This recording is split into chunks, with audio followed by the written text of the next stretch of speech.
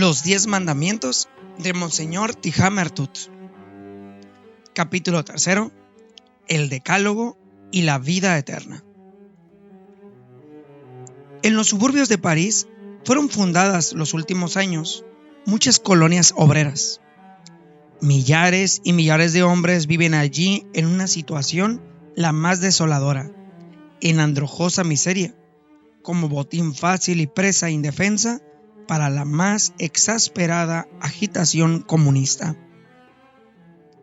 Y si en medio de ellos se encuentran todavía huellas dispersas de religiosidad, de vida digna y de alegría pura, esto es debido a los heroicos sacerdotes católicos, que van a ellos y viven con ellos, allí, en barrancas, y compartiendo el frío, la miseria y las penas, pregonan entre ellos la ley de Dios. La ola de agitación que quiere trastornar el orden social en Europa únicamente se estrella contra la firmeza de los apóstoles de Cristo. Un cabecilla de los comunistas franceses, viendo el trabajo de increíble abnegación que hacía uno de estos sacerdotes, dijo: «Vuestra religión es la única fuerza que nos inquieta y nos merece atención. Los gobiernos nada significan en comparación con vosotros. A no ser por la Iglesia romana, ya hace tiempo que habríamos hecho saltar la sociedad». Este pensamiento del cabecilla comunista fue tema del capítulo anterior. ¿Que debe la sociedad humana el trabajo social pacífico y la vida terrena del individuo al decálogo? Mas la vista temporal es un viaje, es el paso a la vida eterna. Y por esto las leyes divinas que nos proporcionan la felicidad terrena tienen como fin primordial asegurarnos la vida eterna. Y estas leyes, naturalmente difíciles, no se observan si al tema del capítulo anterior no añadimos este pensamiento de gran importancia. El cumplimiento del decálogo nos asegura también la vida eterna. Nuestro asunto ahora es este: ¿qué significa el decálogo para la vida eterna? Un día se presentó a nuestro Señor Jesucristo un joven, amable y rico, y clavando una mirada de fuego en su santo rostro, le preguntó con las ansias del alma que busca de veras a Dios: «Maestro, ¿qué obras buenas debo hacer para conseguir la vida eterna?» ¿No es este también nuestro gran problema? ¿No podríamos también nosotros, hombres modernos, colocarnos junto al joven y decir con él: «Señor, el peso abrumador de la vida moderna, tan agitada, me agota y ata el vuelo de mi espíritu?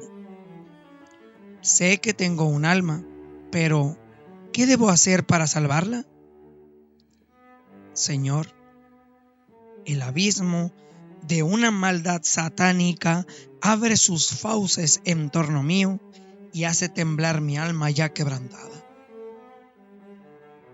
Señor, ¿qué debo hacer para salvar mi alma y conseguir la vida eterna?» Cierto, es este también nuestro problema. Fijémonos en la respuesta del Señor. Jesús respondió: «Si quieres entrar en la vida eterna, guarda los mandamientos». ¿Cómo? ¿Allí está el gran secreto? ¿Esta es la gran orientación? ¿Estas breves palabras? Sí, estas breves palabras: guarda los mandamientos. Pero si Jesucristo hacía depender de ellas la vida eterna, es bien razonable que nosotros tratemos de penetrar en su profundo sentido, que lo es muchísimo, aunque parezcan tan sencillas.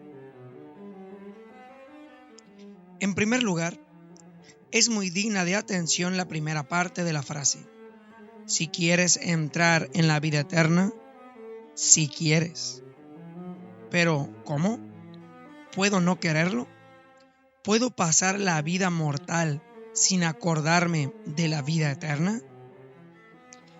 Dirijamos nuestras miradas al mundo, completamente olvidado de sí mismo, a los millones de hombres frívolos, licenciosos, y enseguida oiremos la respuesta: si quieres. Por lo tanto, depende de mí, solamente de mí, la suerte que correré más allá de la tumba. Depende de mí. Dios a nadie obliga, no lleva a nadie violentamente al cielo. El hombre es libre. Libremente puede fallar sobre su destino eterno. Estos curas siempre nos hablan del cielo. Quieren meternos en él, sea como sea. Así se quejan algunos hombres. Gran error. Ni el mismo Dios quiere forzarnos a entrar en el cielo. Es asunto tuyo particular, tuyo por completo. Pero guárdate de olvidarlo. Si no cuidas de tu alma, el perjuicio no será ni de la iglesia ni de Dios. Créeme, no será de ellos los que sufren el daño por esto. El libre albedrío del hombre es un valor magnífico, pero es un don peligroso al mismo tiempo. Tienes libertad de obrar, pero eres responsable de tus actos. Si empleas tu vida según las leyes de Dios, aseguras tu felicidad eterna. Si la usas contra ella, mereces una condenación perdurable. No faltarán tal vez quienes quieran hacerme una observación. Sí, dicen. Es necesario la moral, es necesario la honradez, pero yo puedo ser honrado sin religión. Puedo ser un hombre recto sin rezar, sin ir a misa, sin obrar el bien por un galardón eterno, ni evitar el mal por el temor al castigo. Realmente, tenemos que resolver esta cuestión. ¿Puede un hombre ser honrado y recto sin religiosidad? A primera vista, la experiencia de la vida parece darnos una confesión afirmativa. No puede negarse que hay entre nosotros hombres cuya religiosidad quedó amortiguada, cuya fe antigua y viva se apagó, de quienes el mundo piensa, y quizá lo creen también ellos mismos, que son incrédulos, y con todo cumplen con sus deberes. Por nada del mundo tomarían un céntimo de los bienes ajenos, ni marcharían la fama del prójimo. Indudablemente así es. Y sin embargo, no os extrañéis de lo que voy a deciros, amigos lectores. Yo no tengo en gran aprecio la moral sin religión. No puedo estimarla mucho, porque la vida nos ofrece casos elocuentes que la rebajan. ¿Qué nos dice la vida? Que la moral que no se funda en Dios, la que no emana de las convicciones religiosas, no es otra cosa en muchos casos que una forma de fina cortesía sin verdadero contenido, que solo es guardar las apariencias, juego hábil con las normas de urbanidad y cortesía social, acatamiento de las leyes, porque tienen una sanción. Que tal moralidad solo es una vida exterior en completo desacuerdo con los actos secretos y deseos íntimos. En efecto, a cada paso vemos que la moral sin religión se mantiene mientras la vida no exige abnegación, sacrificio, victoria de sí mismo, pero en cuanto lo exige, tal moral se derrumba.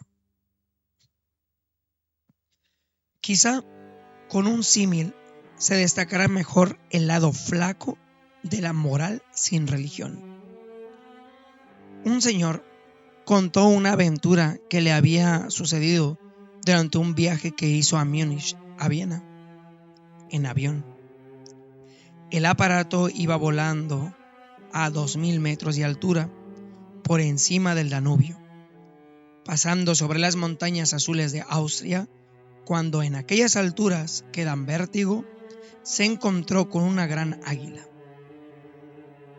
El ave real miró indecisa unos instantes el aparato, pero después, con tranquilidad majestuosa, casi diría con desdén, siguió describiendo sus elegantes curvas.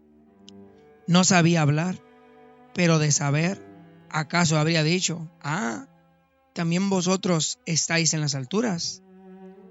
Ya, mientras hay calma y sol, cuando no hay tempestad. Pero cuando empiece a rugir entre las nubes el huracán, ¿cómo vas a caer? Y yo lo resistiré sin daño alguno. ¿Será preciso explicarlo aún más? ¿He de insistir en marcar la diferencia entre la moral sin religión y la moral que en religión se funda? Pero advierto que aún no he contestado las dificultades de todos, porque alguien podrá decir: reconozco que en muchos casos se verifica lo que acabo de leer, pero yo tengo un amigo, un conocido, es alto empleado, católico según su fe de bautismo, pero no practica su religión. No obstante, por él pondría mi mano en el fuego. Es honrado, a una costa de sacrificios, cuando son necesarios. Cumple con su deber, aunque nadie lo vea. ¿Cómo se explica esto? ¿Cómo se explica? Pues así. Si hay hombres que cumplen siempre su deber, que son siempre honrados, que consecuentes siguen las normas de la moral y del carácter, y con todo son indiferentes en punto a religión, estos tales están engañados. ¿Engañados? ¿Pero en qué? Pues sencillamente que no son tan incrédulos como ellos mismos acaso piensan. Aunque su fe antigua, la fe de su niñez, se haya enfriado, el sentir católico sigue obrando en ellos imperceptiblemente, como sigue trabajando en el modo de pensar de toda Europa. El concepto moral cristiano, durante 2000 años, ha saturado de tal manera el sentir general europeo que hoy día todo el aire que respiramos está impregnado de su fragancia. Y ya nos parecen completamente naturales actos y principios que, en último término, son fruto de la moral cristiana. Al ponerse el sol, no entra inmediatamente la noche oscura. Pues bien, el cristiano ha empapado hasta tal punto toda Europa que de cuanto respiran este aire reciben imperceptiblemente una fragancia vivificadora de honradez, de rectitud, de moral, aun cuando el sol deslumbrante de la fe ya se ha puesto en sus almas. Doy un paso más y afirmo que si entre los no católicos y aún entre los no cristianos viven hombres honrados, de noble corazón y moralidad pura, como sucede en realidad, aún en el mérito de estos ha de ser registrado en favor del decálogo y de nuestra moral católica. ¿En favor del catolicismo? Sí, porque nuestra sacrosanta religión tiene una doctrina sublime, según la cual los que pertenecen a la Iglesia Católica no son tan solo 300 millones de hombres, los bautizados según los ritos católicos, sino que también pertenece al espíritu de la misma todo aquel que, aun siendo de otra religión cualquiera, está convencido de la verdad de esta. Busca a Dios de buena fe y procura cumplir sus leyes como mejor pueda. Es una tesis sublime de nuestra fe, donde haya un pecho varonil que desafíe la corriente del pecado, donde haya un corazón de mujer que desdeñe victoriosa el pecado tentador. En una palabra, donde se obra sobre el bien, todo y siempre se hace con el auxilio de nuestro Señor Jesucristo. Uno de los primeros escritores cristianos, Tertuliano, dijo en una ocasión que el alma humana es naturalmente cristiana. Anima naturaliter cristiana. ¿Qué quiso decir con esto? Que la vida cristiana responde hasta tal punto a los deseos más nobles de la naturaleza humana, que la bondad, la nobleza, la moralidad que se manifiesta en los hombres, aún en los paganos, en último término, brota del suelo cristiano. Sí, puede haber hombres honrados aún en las orillas del Ganges, en los oasis del desierto, en los bosques vírgenes inexplorados y en medio del huracán infernal de las grandes metrópolis.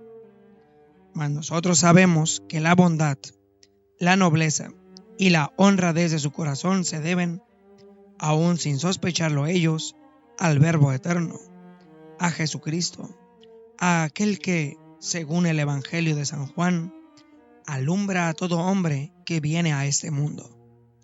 Y dejó bien sentado que si queremos entrar en la vida eterna, hemos de observar los mandamientos. Y con ello llegamos a la segunda parte de las palabras del Señor. Si quieres entrar en la vida eterna, guarda los mandamientos. El Señor dio leyes a todas sus criaturas, y justamente son estas leyes las que aseguran el orden, la hermosura, la armonía del mundo. Las estrellas recorriendo su órbita, las plantas dando flores, el animal viviendo, todos obedecen a Dios. Leyes físicas y biológicas los rigen. Su manera de obrar está determinada. Con el hombre tuvo Dios trato de excepción. También le dio leyes, pero dejándole en libertad. Tal es mi voluntad. En tu mano está el cumplirla. Desde luego, si la rechazas, labrarás tu perdición. Otra vez presenta su objeción el raciocinio humano. Pero así no soy libre. Si Dios me impone leyes, yo no tengo ya verdadera libertad. Ya lo creo que la tienes. La ley no hace sino perfeccionar la libertad. El que aprende a pintar ha de observar las leyes de la perspectiva. ¿Se merma por ello la libertad del pintor? De ninguna manera. En su mano está despreciar las leyes de la perspectiva, pero así resultará su cuadro. Tú también puedes infringir las leyes de Dios, pero piensa qué será de tu alma. El que aprende música ha de respetar las leyes de la armonía. ¿Sufre detrimento su libertad? No lo sufre. Puede escribir una composición, tocar instrumentos, cantar contra las leyes del arte, mientras haya quien resista tanta discordancia. Tú también puedes llevar una vida contraria a la ley de Dios, pero será llena de disonancias. El que escala el pico de Lomé tiene un sendero seguro, provisto en muchas partes de barandas y cadenas a que asirse. ¿Está atado por ello en su libertad? De ninguna manera. Puede probar otros caminos, puede escoger los propios, pero que no reproche a nadie más que a sí mismo si al fin se cae. Si queremos pintar la obra maestra de nuestra vida y observar en ella la justa perspectiva, hemos de guardar la ley de Dios. Si queremos que nuestra vida resulte armoniosa, hemos de buscar en la ley de Dios los debidos acordes. Si queremos pasar seguros los peligros de la vida sin caer en el precipicio y llegar a las alturas de la vida eterna, hemos de seguir la ley de Dios que nos marca el camino. Algunos hombres superficiales que no quieren tomarse el trabajo de pensar, dicen: Dios es tan exigente, la religión católica nos manda tantas cosas, nos amarga tanto la vida. Hermano mío, nunca nos demostró Dios ser nuestro Padre bondadoso, mejor que al darnos sus 10 mandamientos y exigirnos que los cumpliéramos. Dios hace con nosotros lo que hace el padre con un hijo cuando éste parte para el extranjero. Pongamos un ejemplo. Tu hijo ha terminado sus estudios y tú lo mandas por un año al extranjero para que vea un poco del mundo. Cuentas entregarle tus negocios cuando esté de regreso. Pasas con él la última noche. Os despedís. ¿Cuáles son tus sentimientos? Ojalá fuese feliz el pobre. Ay, con tal de que vuelva sin desgracia. Temes que peque de incauto y que el mundo lo engañe. No serías buen padre si no lo hicieses, si no le hicieses también ciertos encargos. ¿Cuáles? Los mismos que nos hace Dios nuestro Padre bondadosísimo, al dejarnos partir para el viaje peligroso de la vida terrena, esperando que, cumpliéndolos, volvamos a Él sin desgracia y recibamos sus tesoros. ¿Qué es lo primero que encargas a tu hijo? No olvides a tu Padre. Acuérdate muchas veces de que te aguardo y estoy preocupado por ti. Piensa en mí cariñosamente y con frecuencia. Si llega la tentación, este pensamiento te dará fuerza para vencerla. Si algún trabajo te resulta difícil, piensa: con esto daré alegría a mi Padre. Lo hago. ¿No es así el primer encargo que haces a tu hijo? Y la mayor ofensa que podría él inferirte sería olvidarte, avergonzarse de ti, renegar de ti en el extranjero. Pero si esto, lo primero que tú exigirías a tu hijo, ha de sorprendernos que Dios nos pida lo mismo en el primer mandamiento. Yo soy tu Señor y Dios. No me ves, pero acuérdate siempre de mí. En cualquier parte que vivas, piensa en mí. Que no pase la mañana ni la noche sin que me hables en plegarias fervorosas, cálidas.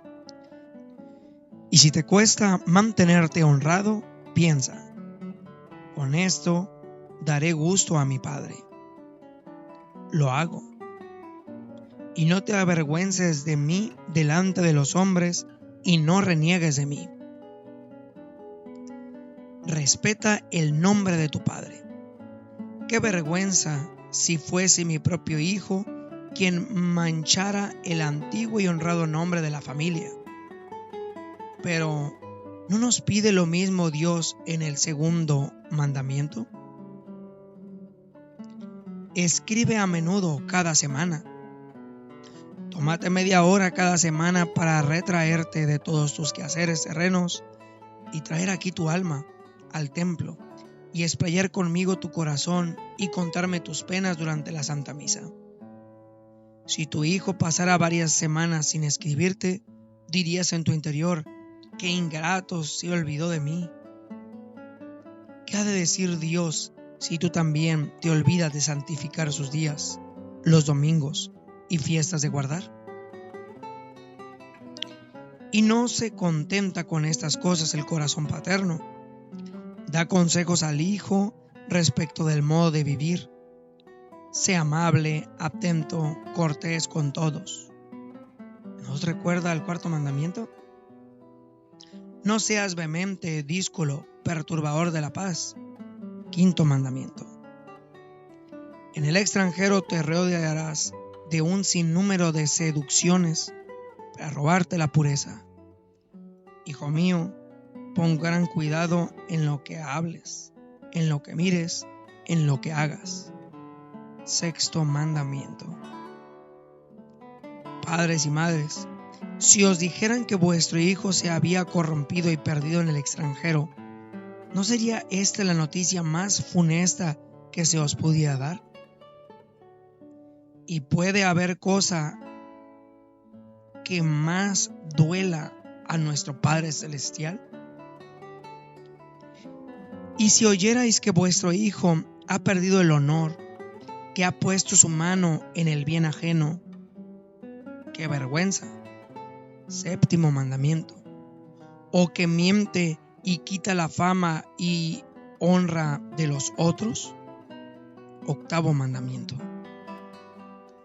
Así pues, los mandamientos de Dios son las señas más hermosas de su amor. Nos los dio no para amargarnos la vida, sino para asegurar mediante los mismos nuestra vuelta al Padre Celestial, nuestra feliz llegada, de la misma manera que el Padre da consejos a su Hijo para preservarle de la perdición. Y del mismo modo que el Padre espera con júbilo al Hijo que vuelve de lejanas tierras, así también nos espera Dios después de un viaje de 70 o 60 años por el mundo, en que cumplimos sus santos mandamientos.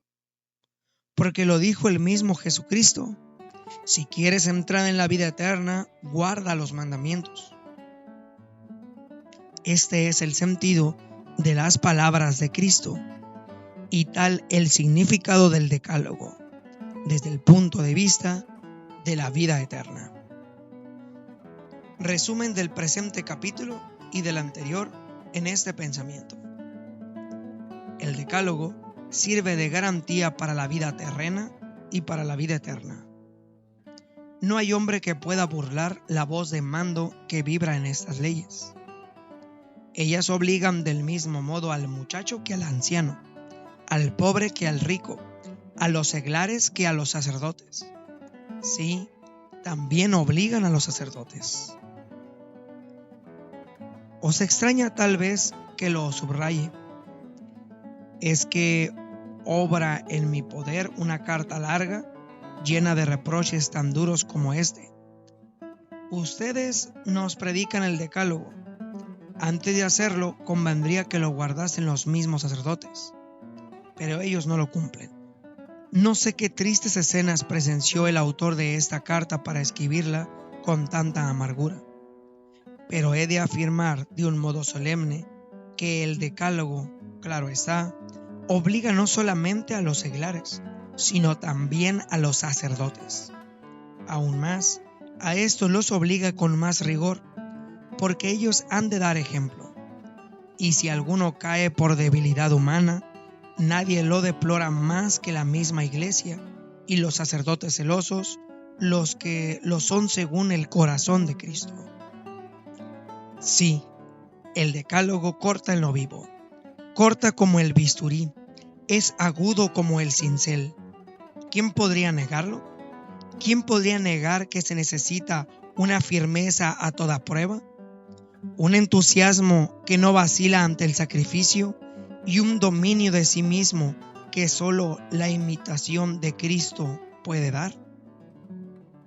Para permanecer fieles a los mandamientos de Dios y en todas las situaciones en medio de este mundo tan tempestuoso, el alma que sigue a Cristo ha de prepararse para una doble lucha. El primer combate, lleno de sudor de sangre, habrá de sostenerlo contra sus propios instintos. La segunda refriega será el choque con el mundo desdeñoso y ofensivo que no comprende los altos ideales. Mas no podemos ceder. Si la vida humana y las leyes divinas no se compaginan, no hemos de pretender que se modifiquen las leyes, sino solamente que se reforme la vida humana. No es lícito reformar la religión de Cristo según los postulados de la época, como piden algunos. No es lícito reformar el Evangelio de Cristo, ni es lícito reformar la moral cristiana. El hombre afeminado, indolente, frívolo, ebrio de placeres, vería con gusto una nueva edición, corregida y abreviada del Decálogo. Aplaudiría, por ejemplo, la suspensión del sexto mandamiento.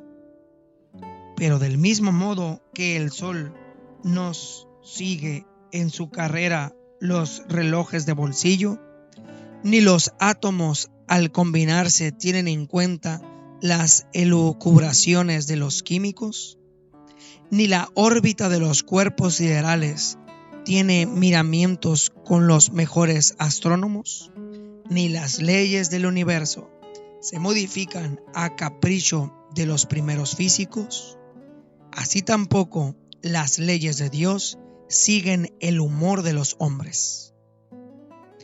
En la naturaleza creada por Dios no podemos cambiar una sola verdad, no podemos suprimir una sola ley, tampoco podemos suprimirla en el mundo sobrenatural. Pero el hombre moderno necesita una cosa y la necesita con urgencia.